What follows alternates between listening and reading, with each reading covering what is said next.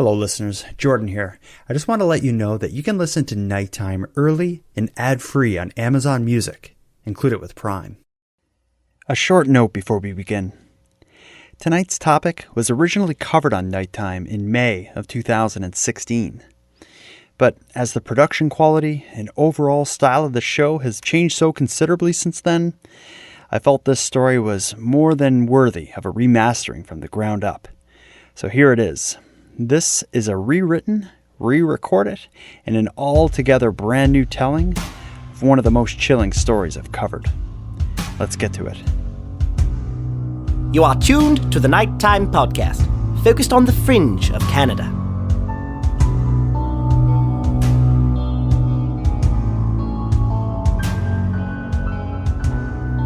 In all corners of our country, if you ask around, you'll hear stories of ghosts or monsters that at some point in the area's history briefly made themselves known and wreaked havoc. This episode will describe one such case. It will feature a community crippled with fear and overcome by a feeling of defenselessness. A community in which its most vulnerable were preyed upon by a beast too frightening to dream up. Just like many of horror literature's greatest villains, by day this monster hid in the forest that surrounded the village, and only at night, under a cover of darkness, would it enter civilization and exercise its wickedness. But unlike horror's villains, what made this monster so terrifying is that he isn't a work of fiction. In fact, the community knew exactly who was preying on them. Tonight, in this episode of Nighttime, we'll hear the story of an infamous Canadian serial killer who, after a daring prison escape, stalked his community, murdering several elderly citizens, all the while hiding in the dense forest that surrounded the region. This is the story of Allan Legere, the monster of the Miramichi. And I've always felt that he graduated into becoming a serial killer when he went into that home. Now, we didn't know that when he escaped. We just knew that he was dangerous, and we were afraid that he was coming back and that he might do something else. We had no idea, that in fact he was coming back not to steal some money and flee. He was coming back because he wanted to hunt humans in Miramichi.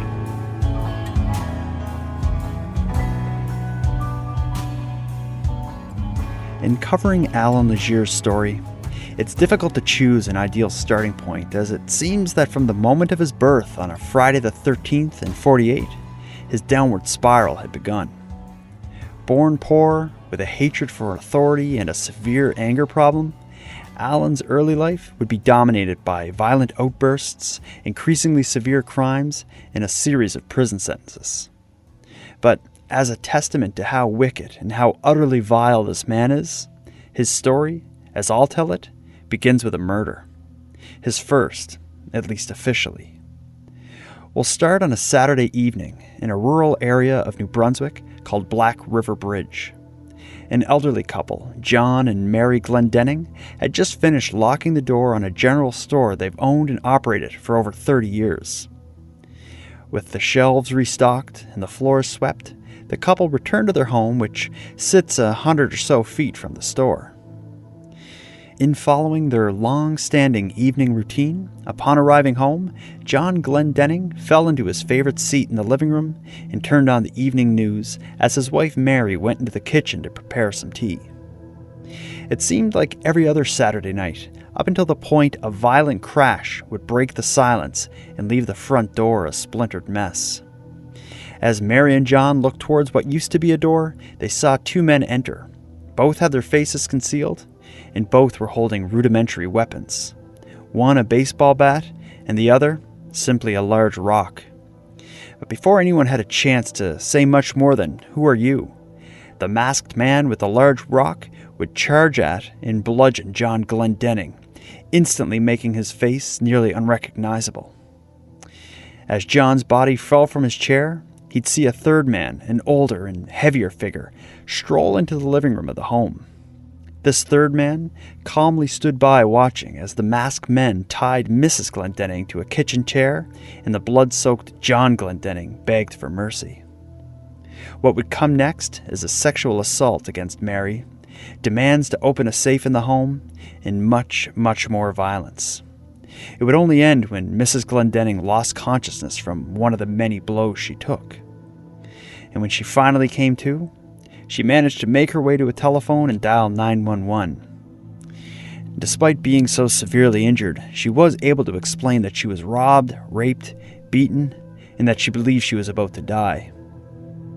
When help finally arrived, Mary was found nearly dead on an upstairs bedroom floor. Her facial injuries were so severe that they weren't even sure it was her initially. And as far as her husband John, he was found slumped behind the door of another upstairs bedroom with his hands tied behind his back and the cord from an alarm clock tied tightly around his neck. He was already beyond any hope of surviving, but Mary, miraculously, would recover and tell the story of the 3 men who brought terror to their home. Now, it would only take 2 days for arrests to be made, but just like I said earlier, we may already be in the middle of discussing a very disturbing murder, but this is only the beginning. The subject of our story, he hasn't yet earned infamy as the monster of Miramichi, but we're going to get there. First, we'll continue hearing the unfolding story surrounding the murder of the shopkeeper, John Glendenning, and the brutal attack on his wife, Mary. And we're going to welcome a guest to take over the storytelling from here. And it's someone who knows the horrible story of Allan Legere inside out. Rick McLean is a highly respected author and journalist who, during the time of the Glendenning murder, was the editor of the local newspaper, the Miramichi Leader. As it would turn out, Rick, as a local with boots on the ground, would lead the reporting on the many twists and turns in the Allan Legere saga, and would eventually co-write 2 best-selling books about the case. Rick agreed to share his first-hand account of this story, and quite honestly, it's mesmerizing to hear him tell it. So let's get to it.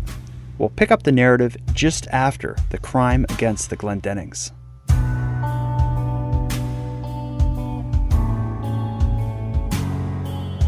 As far as the Glendenning murder and attack on Mrs. Glendenning, do you recall first hearing about that and reading the news reports of that crime?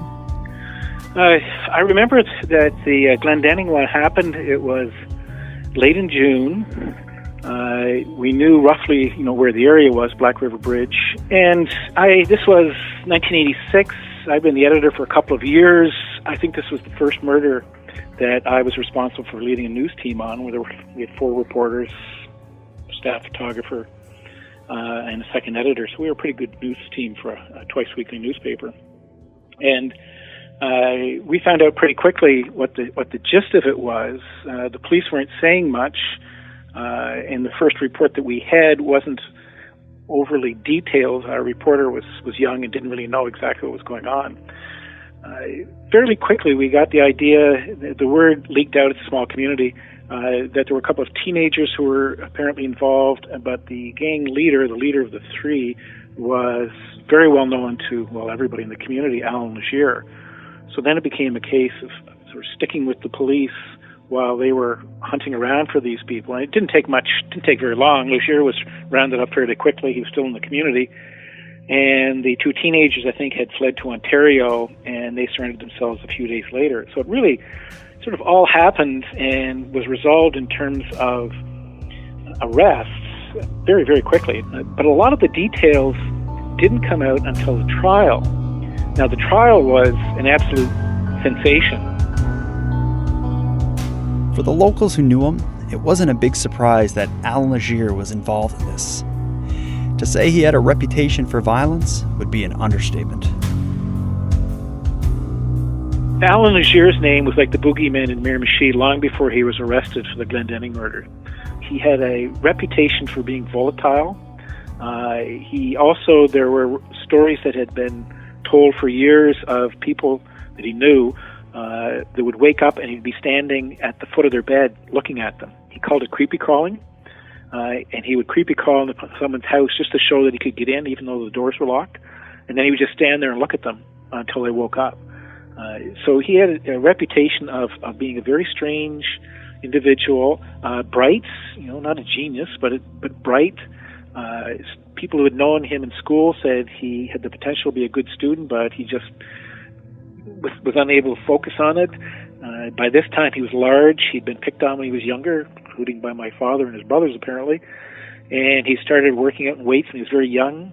So he's only about 5'11", but he was barrel-chested, big arms, and someone who saw him fight said he fought a lot like a cat, scratching, clawing, biting, rolling around in the ground. It was strictly no holds barred if he was going to get into a scrap with you. With Allan and his two much younger accomplices in custody, the time would come for the trial. A trial that would turn out to be one of the many spectacles that were about to play out in Miramichi. To sort of set the scene here, the actual courtroom was very small. It was sort of 2 stories high with a balcony on the 2nd floor and red carpet, and it's all wood. It was over 100 years old, so it was built as if it was something from a Shakespearean theater. And then you had these 2 teenagers who were well known for being sort of local thugs and members of families with a history of being involved in sort of B&Es and stealing stuff. And then Allan Legere, who had a very fearsome reputation for being dangerous. The 2 teenagers pleaded guilty the first week. So then everyone's wondering if Legere is going to plead guilty, but of course he doesn't, which means that the 3-week trial has to go ahead, which means that the lone survivor, John Glendenning's wife, Mary, who was the victim of a ferocious attack, sexual assault, left for dead. We end up, as a result of this testimony, we hear the 911 operator. She testifies. We hear the telephone call. We hear the 911 operator sort of talking to Mary, trying to calm her, telling her, I'm going to stay with you. It's going to be all right. The police are on their way. Staying with her right up to the moment when the police officer came on the phone and said, we're here, we've got it now. And then the most remarkable part of all would be that Legere decided to testify. Now, there's no requirement for a person accused of a crime to testify. You have a legal right not to. But Legere was determined to. I think, Legere was obviously a sociopath, and he had spent his whole life lying to people and convincing them of things that weren't true. So I think he thought he could do this on the stand. I was there that day when he came out and testified. I sat next to our reporter and watched as he took the stand. And the first words out of his mouth were, I wasn't even there. As soon as he said that, I swung my head to the right and I looked at the jury, and I turned to our reporter and went, he lost them. They don't believe that. And then the prosecutor, he's now a judge, but back then was a prosecutor, Fred Ferguson, got up, and really by the time he was done with him, he had demolished Legere's credibility. So the jury came back the next day, and they convicted him in no time flat. And so really, for us, the case was over. It was sensational. It was 3 weeks of remarkable story of day and nights for us as a newsroom. But then he was gone. Out of sight, out of mind, in a maximum security prison, exactly where he belonged. But the maximum security prison was in Renews, which is a short drive from where the courthouse is. It's 30, 40 kilometers away. With Allan Legere now arrested, convicted, and sentenced for the murder of John Glendenning, you would think the story's about to wrap up, but it's far from it. It's at this point in the story that Allan Legere would set into motion a series of events that would make him known across Canada as a serial killer responsible for nearly unimaginable brutality. And what happened was Legere had been clearly plotting all along that he was going to get back out. The first reports I was hearing from guards I knew of was that Legere had gone squarely on the inside. He basically turned into a caveman. His hair was long. His room was disgusting. And then at some point, I think he figured it out and he cleaned up. He stopped being a problem. He became a model prisoner. Well, what he was doing was he was plotting. He was trying to get into a position where the guards would see him as a no-muss, no-fuss inmate they wouldn't have to worry about. What he was also doing was he was arranging, apparently he poured urine in his ear or something and got an ear infection. And, he was arrested in 86, he was convicted in 87. Finally, by 89, they're going to take him to a medical specialist for his ear in Moncton, a place where he used to live. And this is what he'd been planning for. He had the guards lulled into a sense of security. He was going to a hospital that he knew in a city that he knew. And when he got there, what they didn't know was he had inserted the television antenna from his TV up his rectum. and he had made a makeshift key. He was carrying a coat with him, and they didn't know that he had, in essence, unlocked his handcuffs on the drive, the 150-kilometer drive to Moncton. He said, look, I have to go to the bathroom. They let him go. They weren't supposed to let him go alone. He was basically went into the bathroom, threw off the handcuffs, and burst out the door of the hospital bathroom, waving what they thought was a knife. It was the TV antenna, and shot past them. Now, guards in this situation are allowed to have guns with them because of the concern that an inmate might get his hand on a gun. So all they had was pepper spray. Well, pepper spray's no good when you're spraying the back of a guy's head when he's running away from you. He burst past them. He was out the door. He went running into the parking lot. There was a woman there. I think she had a bird in a cage or something in her car, and he kidnapped her, the bird, and the car, forced her out of the car shortly thereafterwards, fled to a section of Moncton he knew, dumped the car, and vanished into the woods. And we heard a lot of that in real time because we were in the newsroom and the phone rang, and our reporter who had covered him in court was her husband who had a police scanner. And I remember, I'll never forget, her face turned white, and she turned to me in the newsroom and she said, Legere has escaped in Moncton. And she said, my husband's on the line listening to the scanner, and I told her, I said, tell him to put his phone next to the scanner, and I punched the button in the newsroom so that everything from his telephone was going over the paging system so the entire building could hear it, and everybody stopped moving. Because we all knew we were confident of one thing: he was coming back. We were absolutely sure that he had no intention of running away. He was coming back. Wow. And when that story broke and you started reporting on it, telling New Brunswickers that Legere's escaped, what was the reaction the average person would have had of this news?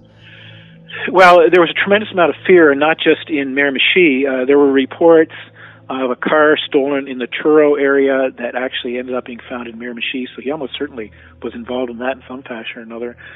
There were sightings as far away as Nova Scotia, other parts of Nova Scotia than Truro, other parts of New Brunswick, PEI. Everybody seemed to have had a sighting of Allan Legere. Almost certainly they didn't. But the understanding was that this is a guy who had slaughtered an elderly man and done his level best to slaughter the man's wife.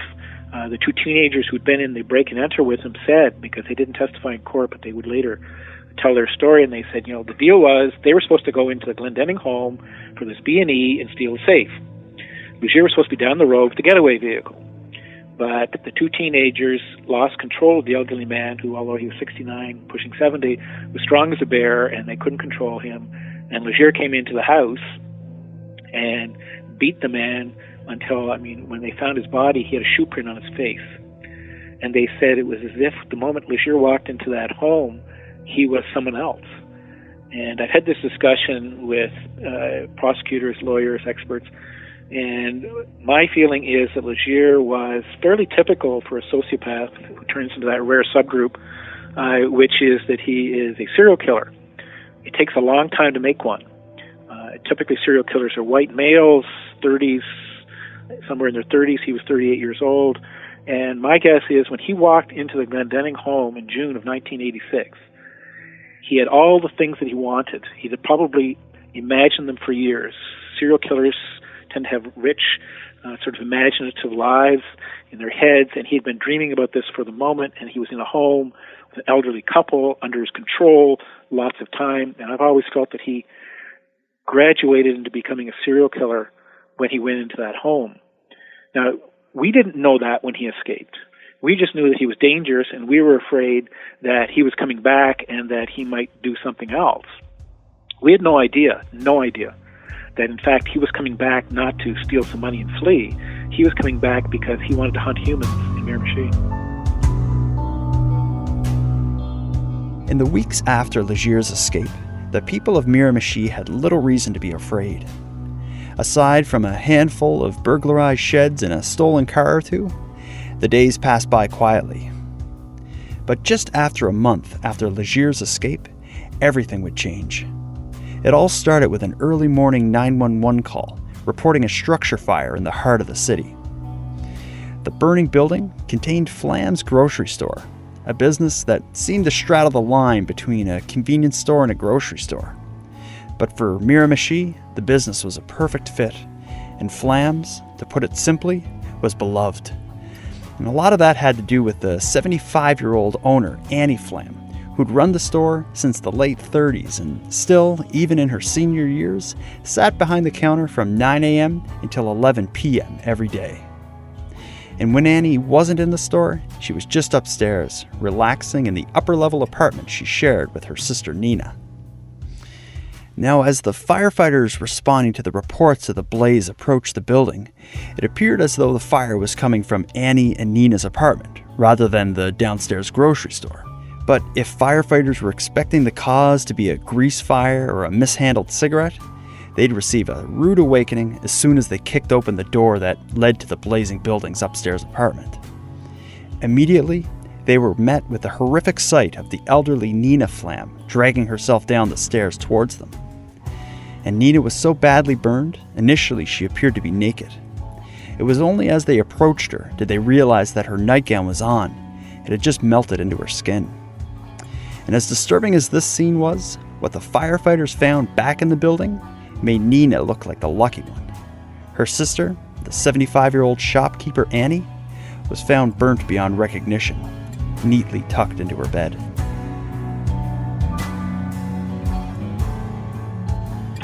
Everyone, I think, was quite sure that when the Flam attack happened and Annie was killed and Nina was sexually assaulted, and then she described it later. She said the man sexually assaulted her, and then she said the most bizarre part was that he tucked her into bed and then he set the room on fire. We thought that was Legere. It fit the pattern. Legere was known more as a B&E guy, and we thought, okay, he attacked Annie Flam, this 80-year-old little old lady. The kids used to go into her store to buy candy. He attacked her because she was an easy target, and he would figure that there was probably some money in the house, and that would be his getaway money. It certainly got national coverage. In fact, I can recall driving by it just before I gave an interview on CBC's As It Happens. But the assumption was that he was finding money to make good on his getaway. We never expected him to stay around. We figured, logically, why would he? Everybody knew what he looked like. The police were on the hunt for him. So the assumption was that he had stolen this money, he had murdered one and assaulted another, and we didn't understand what the signs of what had happened with Nina Flam. Serial killers have a ritual. They sort of have a pattern for their killings. There's certain things they like to do. They like to do them in a certain order. They like to attack certain kinds of individuals. Could be social status, could be male, female, depending on age. But we didn't understand that, in fact, we were seeing the first signs of a developing ritual. In the first attack with the Glendennings, he'd gone into a home of an elderly person, or in this case a couple. There'd been a violent attack, but he had these two teenagers with him, and everything it wasn't well planned. Well, now he goes into the Flam home, the store in the attached house, and he has more time. There's no rush. And it turned out that physical attack, beating people, and then sexual assault, and tucking the woman into the bed, and then setting the home on fire were all part of his ritual. We didn't know that. We just, these things happened, and we thought it was bizarre, and that was the end of it. And we assumed, because the attack happened in late May, around the 25th, I think it was, sometime around like that, in May, we assumed he was gone. Logically, there was no panic in the community. There was, he came back, he attacked somebody, and now he's who knows where. And after Annie Flam's murder, yeah. Do we know what his activity was? Was he hiding in the woods, or where was he? It took us a while to figure out that Legere was probably still around. There were a series of attacks that, looking back on it, because we should have realized, there were other attacks that fit this pattern of the ritual. There was an elderly woman who came home to her house. She'd been told that it was on fire. Police put out the fire, and they discovered that her clothes had been piled on the bed and set on fire. Now, this was an elderly woman living alone in her home, and her clothes were piled on the bed and set on fire. It was almost certainly Legere. There was another attack involving an elderly couple, wouldn't have been half a mile from our newsroom, half a mile from my parents' house. Elderly couple in their home. Guy bursts into the home, gets the two of them under control, but then one of them regains consciousness, flees the home. The attacker loses control and flees. It was almost certainly Legere, right? These are both ritualistic in terms of the people that he was targeting, the way that he was targeting them in their home. the time of day, in the evening, having them under control so he could take his time. All of the pattern was there. It was just that he lost control in one case of the couple, and in the other, when he broke into the home, the woman wasn't there. So he'd clearly developed a ritual that was growing increasingly elaborate. But what was happening was he was having a lack of success. Now, at the same time, everyone always suspected later that he was receiving some help, and I think that was probably true. There's an underworld in Miramichi, as there is anywhere, and there were some people that might have been giving him some help, either out of sympathy or out of fear. Much later, we've discovered that he was certainly no woodsman, but he'd built sort of some teepees out of trees in the woods, sort of a string of, I think, 2 or 3 of them, and he would stay in different ones at different times. We would also find out much later that there was a large bed and breakfast that had been a mansion once belonged to a timber baron in the area called the Governor's Mansion, and it had a freezer out in sort of a closed-in veranda, and he would sneak up onto this veranda at night, break into that freezer, and steal food from it. So he was sort of living off of the land in and around the area while he was hunting, doing these attacks. So there was this buildup all over the summer, but it was only a buildup that was invisible to us because we didn't understand the context. We didn't understand what was going on. People every once in a while would say, "Do you think it's Legere?" And I'd go, "Why would it be Legere? Like, he's long gone. He's a professional B&E guy. There'd be no explanation as to why he would be bothering himself with all of these attacks." So we just sort of naively went on. It was a lovely summer, and the fall in Miramichi can be remarkably beautiful. The leaves are starting to turn gold and red and yellow, and we're heading towards Thanksgiving, and the weather was good. And then, all of a sudden, hell broke loose, almost literally.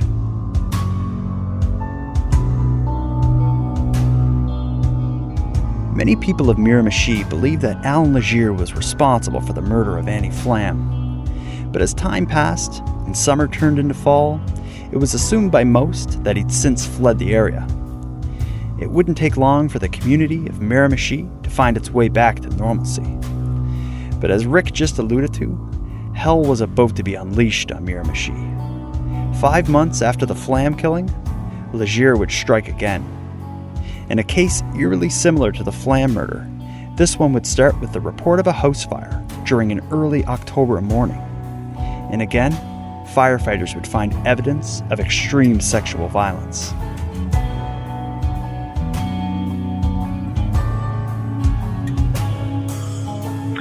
Yes, what happened was, in the middle of October, we got a telephone call saying there had been a double murder the night before at a home on a corner in a place called Engine Town, Engine being engine. It was an old area where trains used to sort of shuffle back and forth, and it was maybe 250 meters from the front door of our newspaper office. What had happened was the fire department got called that there was a fire, and they came rushing to this home. It wasn't very far from the fire station, actually, and they rushed into it. Small town, so they knew who lived in the home. It was a relatively dark street because back then there weren't a lot of street lights. And one of the firemen was sort of on his hands and knees going up the stairs trying to check for survivors. And that was when they realized that there were 2 bodies there, and they started to realize pretty quickly that this wasn't just a fire story, this was a murder story. We're not going to find out, of course, until trial, but what actually had happened was Linda and Donnie, sisters, both middle-aged, sort of in their 40s, had been living in this small little house for some time. Linda had gone out that evening. Donna was still home. And Legere, who had been creeping through the area, and was also known as the Peeping Tom from his younger years, had peeked in the window. Now, of course, it's dark at night, and if you've ever tried looking out from your lit house through a window into the dark at night, you can't see anything. So she couldn't see that he was looking at her through the window. Linda was out with some friends, and she walked down the street, this short little street, sort of downhill. There was no street light there, and she didn't know. And a neighbor would later report hearing what they thought was a ladder being sort of kicked, a ladder laying on the ground. They heard the noise, didn't think much of it. But what had happened was Linda had walked into her yard, didn't know that Allan Legere was there, and walked right into him.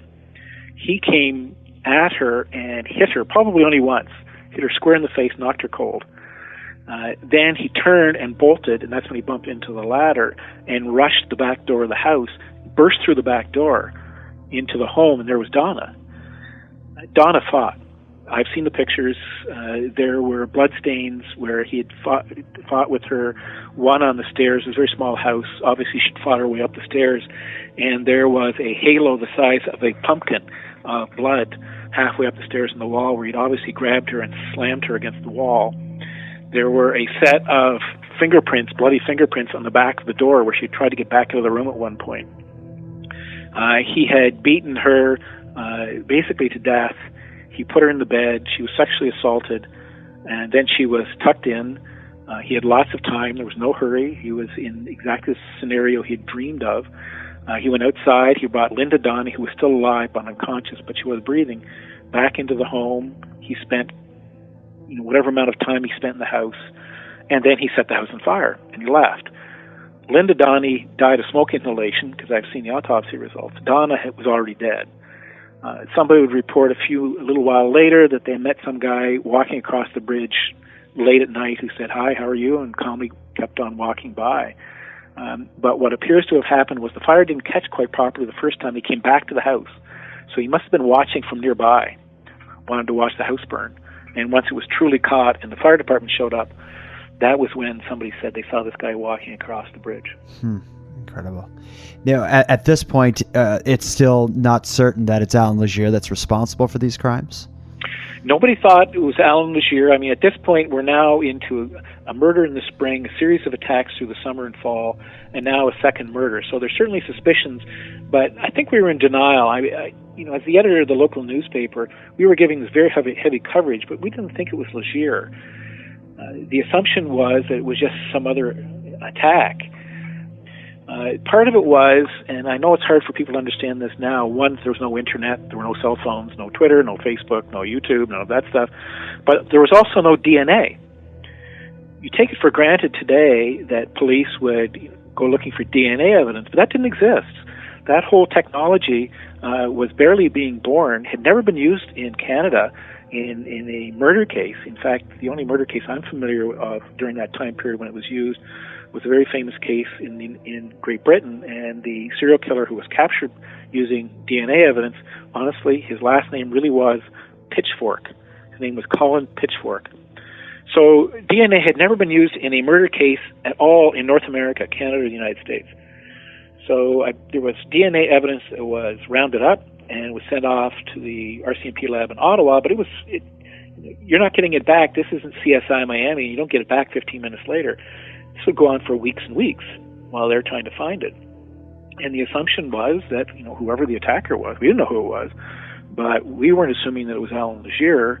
And then I was driving to work on a Thursday morning, I think it was, and I bumped into someone whose name I'm not going to tell you, who said that the DNA evidence was back and it was Legere. And that was my headline that day. I came into the office and I told the news staff, I said, the DNA says it's Legere. Now, to give you a sense of how little police understood DNA evidence at the time, they assumed that when the DNA evidence came back, that they would have literally a picture of the person that they could post instead of simply, bars on a barcode. They thought they'd actually have the person's picture. So that was how little the local RCMP back then understood the whole process. But it was at that moment, I think, when we broke that story, that people understood, one, it was Legere, and two, he wasn't leaving. That he intended to stay, and he intended to kill, and he intended to keep on killing, and he intended to attack, and he intended to keep on attacking for as long as he possibly could. And this must have been when the intense fear and the panic really swept hold of the Miramichi area. What happened was, in that 5-6 weeks, that the panic level went from really almost nonchalant to people wouldn't go out their doors. Halloween, in terms of going out door to door, was canceled.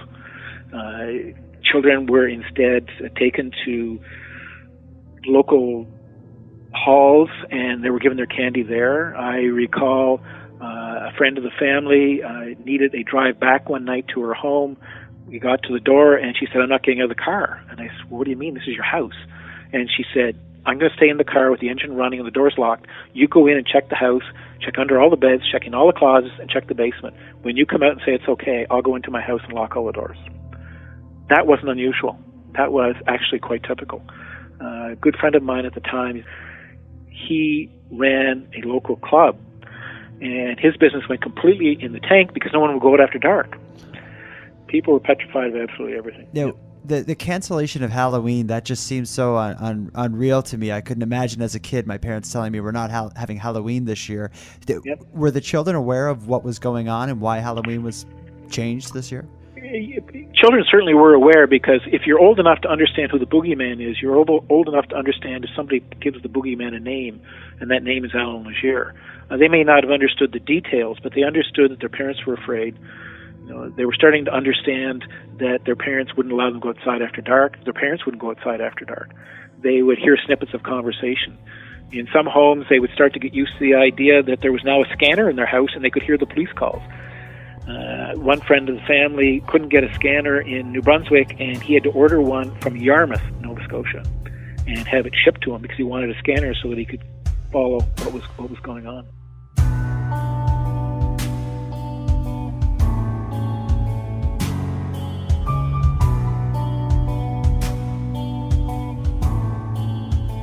After the Donnie killings, everything didn't sort of stop for 5 or 6 weeks. Now we understood that Legere was in town. Now the RCMP understood that he was there, and the manhunt begins to intensify and intensify and intensify. At one point, in fact, my crime reporter came in the morning, and she detailed what had happened the night before.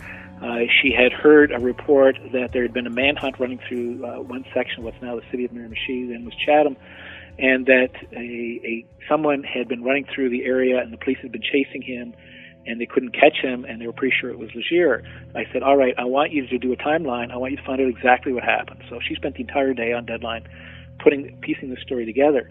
What had happened was, it was Legere. The first report that we could get from it was that one of the places that he stopped, he broke into a car and then broke into the dash of the car, apparently looking for identification. And we were quite certain that the home had belonged to a member of the jury from his 1987 trial. But we weren't absolutely sure. And we were struggling to confirm this. And then partway through this morning, a woman that we knew showed up. And she was the wife of one of the jurors. And she begged us not to say that the incident had happened at her former home. They had since moved. The police chased this person that night from that home. They were chasing him through the town. A lot of this was on the scanners, so people were listening to it in real time. They weren't able to catch him. And the story that was told later was an officer with a police dog at one point was chasing what he thought was someone along the railway tracks, leaving the town, heading back into the woods. And the report was that eventually the dog was off the leash, and the dog ran up to the guy, and Legere wasn't afraid of dogs, and so there was no confrontation. But what the officer said was, at one point, the person turned and very calmly and matter-of-factly said, look, if you don't stop following me, I'm going to have to kill you. There was no emotion, there was no excitement, it was just, how are you today, and isn't the weather fine? It was just a flat tone. He said it was the most chilling thing he'd ever experienced. And Legere escapes back into the woods.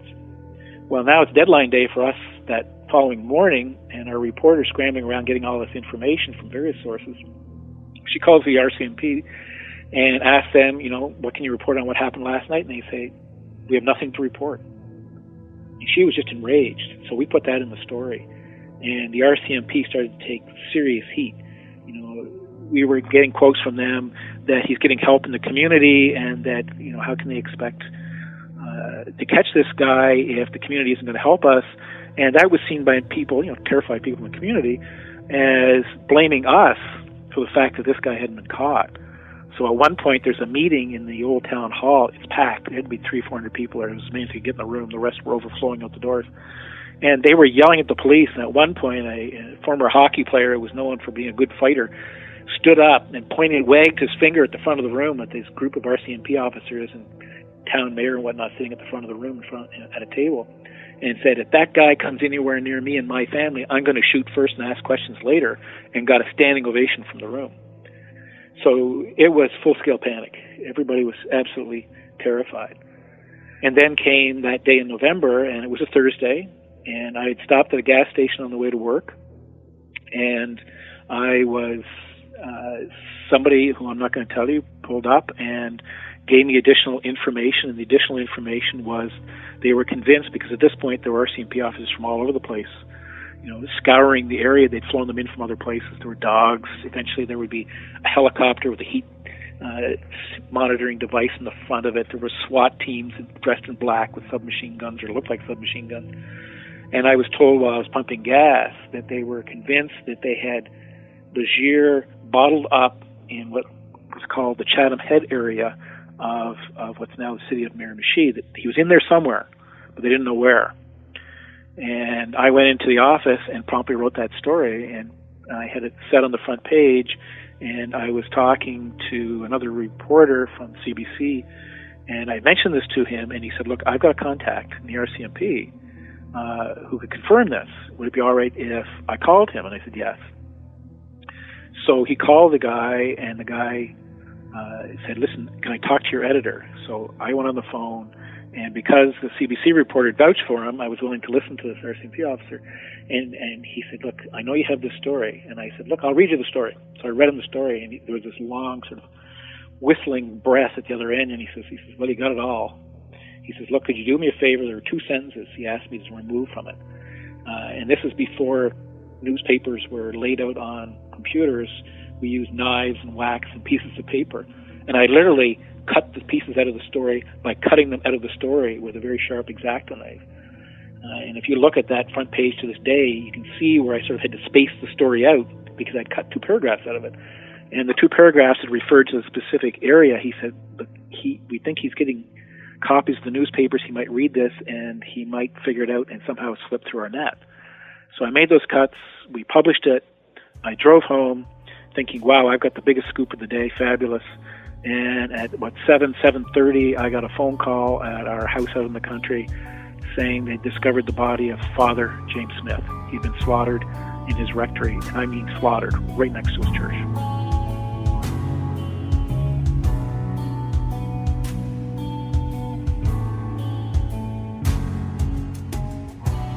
As Halloween passed without incident, many began feeling relief, but there was no escaping the fact that terror had been infused into the pulse of the community.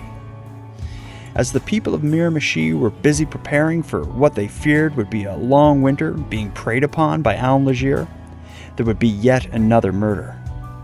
And although all of his crimes were terrible, violent, and disgusting, the murder of Father James Smith, it was especially brutal.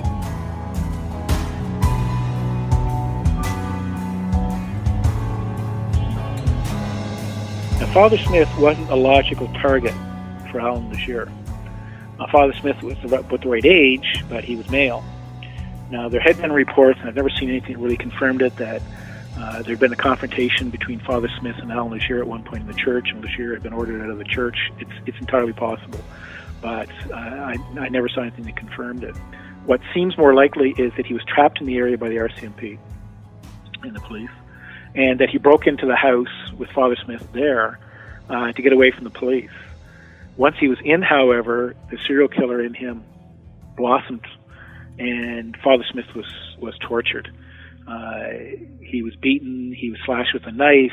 Apparently, part of the attempt was there was a large walk-in safe in the house, and Legere thought there was a bunch of money in it. There wasn't, and he wanted the combination for it. But that seemed to be more the excuse. Photos from the scene show that the torture happened in the kitchen, at the back of the house, that there was blood almost up to waist high lining the walls of the kitchen. That Legere had at one point, this is a 70-year-old man he'd attacked, Legere had jumped on Father Smith's chest and broken all of his ribs, disconnecting them from his sternum.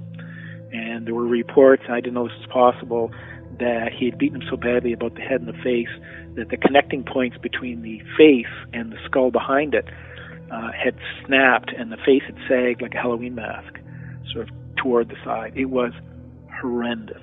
It was absolutely horrendous.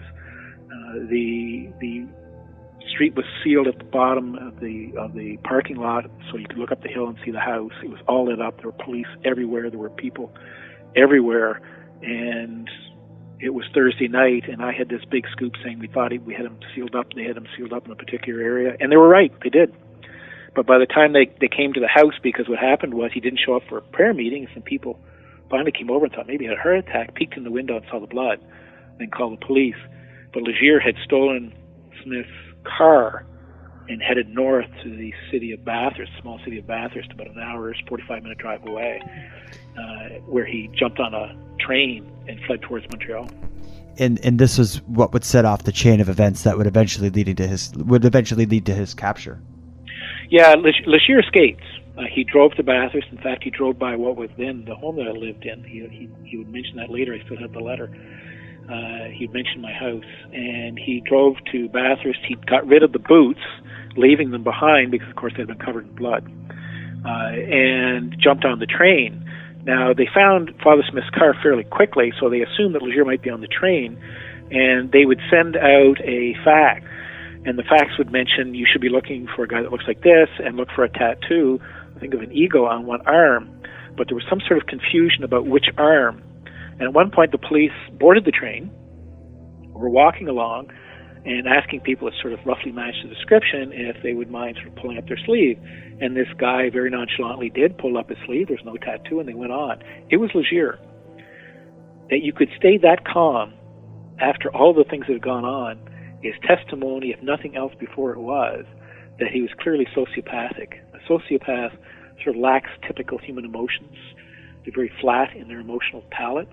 And for him to murder someone, flee, jump on a train, and then be, investigated by police, searched by police in essence, and show no physical signs that the police could read that he was under any kind of distress, tells you that this guy was clearly sociopathic. He had some money that he'd stolen and some jewelry that he'd stolen, and he went to a very high-end hotel in Montreal and stayed there for a few days. But he just didn't know what to do with himself, and he was like a predator being drawn back to his hunting ground. He eventually returned to New Brunswick. It was like something from a movie. He ends up in St. John. He's in a bar. He writes a very long, rambling, self-pitying letter, which was reprinted actually in one of the two books, in the second book that we published about him. And eventually he decides he's going to go back to Miramichi. Well, he doesn't have a vehicle, and he calls a cab. He gets in the cab and he says, I want to go to Miramichi. Well, he has to drive about 3 hours. But he shows the guy the money and says, I'm willing to pay. And it's winter, it's late, it's November, and the cabbie calls, gets permission, and off they go. They head up north. Somewhere in there, the cabbie realizes, Legere tells him, that he is Allan Legere, which means that now this cabbie's absolutely petrified. As they're driving north, they're driving into a snowstorm. Winter started very early that year. It was bitterly cold by November, and at one point the cab goes off the road, and a Good Samaritan pulls over to say, are you okay? Do you need any help? The Good Samaritan is a female off-duty RCMP officer. Legere then points his weapon at the two of them, and he kidnaps both of them. They get back on the road, and they end up at a store in the community of Sussex, New Brunswick. They need gas.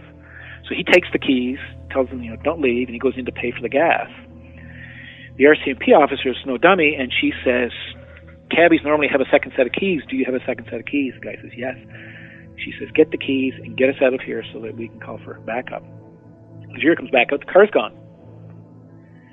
So he does the next best thing. He walks over to a tractor trailer. It was a guy by the name of Golding, I think was his name, is in it, and kidnaps a tractor trailer, a transport truck, with the driver, and continues his drive north in the snowstorm.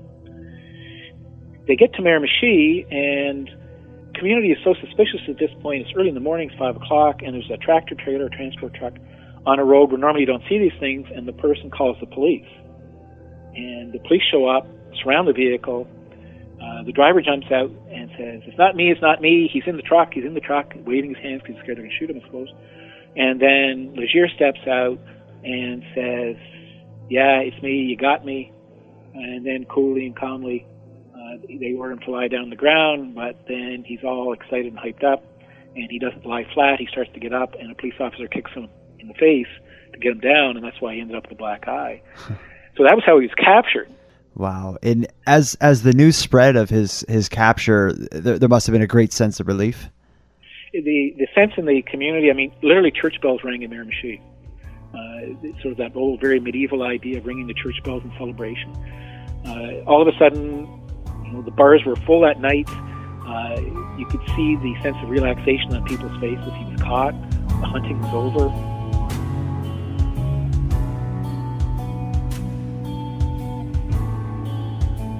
With Legere now in custody and the entire province breathing a much-needed sigh of relief, it was now time for Allan Legere's second murder trial, the first being his conviction in the Glendenning case that we heard about at the beginning of the episode. Now, Rick will walk us through this trial in a moment, but I will say that just as Legere's crimes were unprecedented, so was the trial. And not only due to the nature of the crimes. As you'll soon hear, his case marked the first time that DNA was used as evidence in Canada.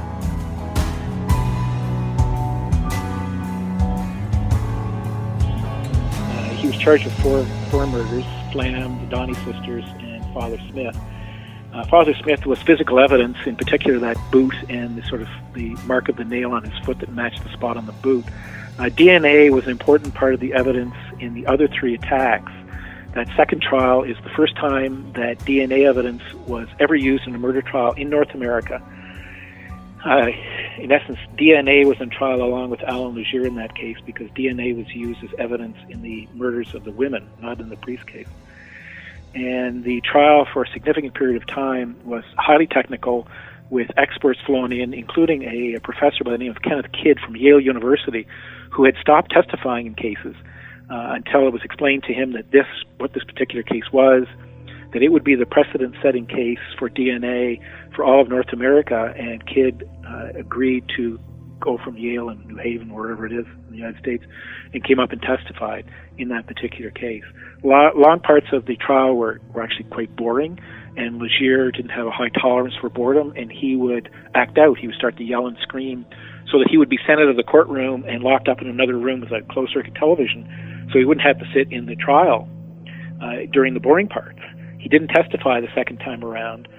And the other moment in the trial that had the RCMP in a tremendous fit was they realized at one point, Legere had these women, groupies, that had followed him around. They were sort of like Charles Manson's women who followed this guy around, I guess. They were somehow attracted to this fellow. They realized that one of them, that they termed the blonde, was hanging out with one of the jurors. And there was tremendous panic because, of course, if this person was influencing the jury, you could end up with a hung jury.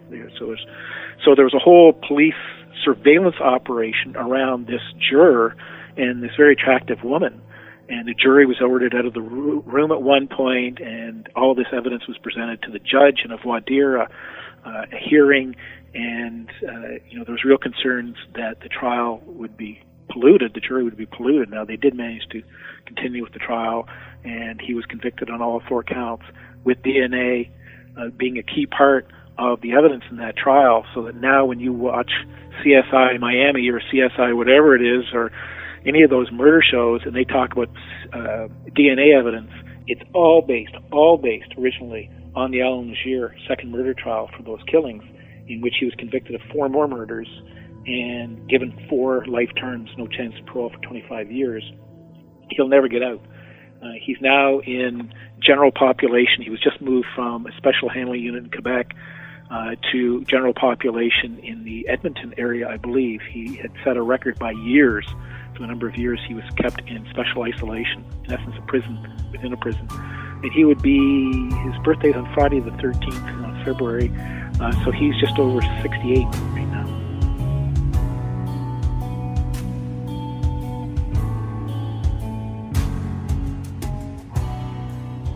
With Legere now safely behind bars and his time preying on helpless victims far behind him, one still wonders what would happen if he was ever released.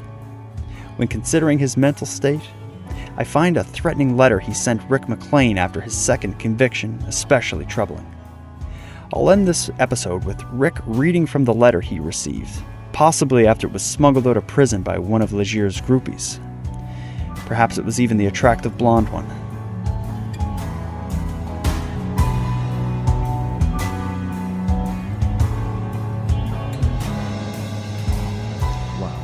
And now you're so tied with his case due to your books and all of your writing and at the time and covering it. Have you ever heard from Allan Legere personally? In fact, I'm just going to pull a book off my bookshelf. It's a copy of the original book, Terror. And what I'm going to do is I'm going to put on a pair of reading glasses. I'm going to take out a one-page letter that I received. It was addressed to Mr. R. McLean. My name is misspelled. And the letter came from Renews, which is where the maximum security prison was. I got a phone call at the office one day. It was from my wife. And my wife said, there's a letter came for you, and she had opened it, and she was extraordinarily upset. And I said, what's going on? And she said, well, I'll read it to you. So here's what the letter said. It said, "Hi, dear, how are you? I had such a nice time last summer. Seen your nice place. You are such a lovely wife, and I just love that new baby. So quiet and bouncy. I know you spend a lot of time by yourself, so I know you won't mind me visiting you next year. Until then, I'll say I'll see you again. Love, Nick." It was a threat to my wife. It was signed by Nick, which Legere knows is an old name for the devil. And he had driven by our house right after he'd murdered the priest, because the house we lived on at the time was on the highway leading directly to Bathurst. I did have a beautiful, bouncy baby girl who's now pushing 30, and it was an obvious threat. And what had happened was Legere had some groupies, women who were, for some reason or other, attracted to him, and the speculation is that he used one of them to smuggle the note out of the prison and then mailed it from a nearby post office. So that was the first letter I got from him. I received one directly from Legere for a few years afterwards, but I made a point of never responding to them, and I think at some point he got bored. Actually, it's funny because when we were working on the second book, Terror's End, I did an interview with a Canadian expert. His name is Elliot Layton, professor at Memorial University in Newfoundland, anthropologist, who had done a terrific book called Hunting Humans. He'd done work for New Scotland Yard, and he'd studied serial killers, and part of his belief was that social pressures were sort of behind their attacks, and I wanted to interview him for the book. And I managed to track him down, and we had a lovely conversation. I always find people that do research into serial killers are some of the jolliest people. And when it was done, I mentioned that I was getting letters from Legere, and if he wanted copies, I'd be glad to photocopy them and send them to him. And he said, well, I'm still getting letters from Paul Bernardo, the serial killer from Ontario, the husband of Carla Homolka. And he said, if you're interested, I can get you on his mailing list. And I said, no, thanks. I'm already on the mailing list of one serial killer. I really don't want to be on the mailing list for another one.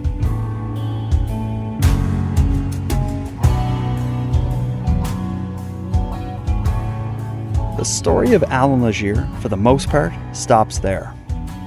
At present, he's of course still behind bars, and it still looks reasonably certain that the now much older and presumably weaker Allan Legere won't see freedom anytime soon. And I, for one, hope that never changes. And with that, we'll conclude this episode of Nighttime. If you want to dig deeper into the story of Allan Legere, I plan to release several companion pieces on my Patreon feed you may be interested in. Of course, you can join me and my best friend Randy for an all-new Nightcap post-show discussion covering this episode. But in addition to that, as I mentioned at the start of this episode, this story was originally covered several years ago. In that original two-part series, although the production was much rougher, I did dig much deeper into Allan's life before his crimes. The original two-part series is no longer on the main feed, but I'll post it in the Patreon feed for anyone interested in hearing it. You can subscribe to that at patreon.com/nighttimepodcast. Now, I'll end by giving thanks to those who assisted in this episode. A huge thank you to our guest, Rick McLean. Rick, I look up to you tremendously. Your work telling the story of Allan Legere, both as it happened, in your books, and here on this show, are quite simply masterful. I'm honored to have had you on Nighttime. Next, a shout out to Voxomnia and Paragon Cause for providing the musical and ambient themes for this episode. You can check out both of these great artists by following the link in the show notes. And for the biggest thanks of all, I want to thank anyone who's listening, as without you, I'd have no excuse to spend so much of my free time on this show. For anyone out there who wants more nighttime, check out the Patron campaign. For $1 a month, you can access the ad-free premium feed, which provides early releases of the episodes. And then, for a couple dollars more, you can access the Nightcap Aftershow episodes in which I and a guest climb even further down the rabbit hole. You can join by visiting patreon.com/nighttimepodcast. And with that said, I'd like to thank the current patrons of the show and welcome the newest members to the group. Kaylee, Linz, Susan, Aiden, Christine, Kim Lake, and the folks behind the Murder in My Family podcast. I sincerely appreciate your generous support of Nighttime. For anyone else who'd like to support the show but can't help financially, you can give me a big hand by telling your friends about me and leaving a positive review on Apple Podcasts or equivalent. If any of you listening want to stay up to date with my activities on and off the show, you can follow me on Facebook, Twitter, and Instagram. I use the handle @NighttimePod. And if you have any story ideas or want to give feedback on the show, I'd love to hear from you at nighttimepodcast@gmail.com. Now, until next time, take care of each other, hug your loved ones tight, and let me know if you see anything weird. The Nighttime Podcast is written, hosted, and produced by Jordan Bonaparte. Copyright Jordan Bonaparte.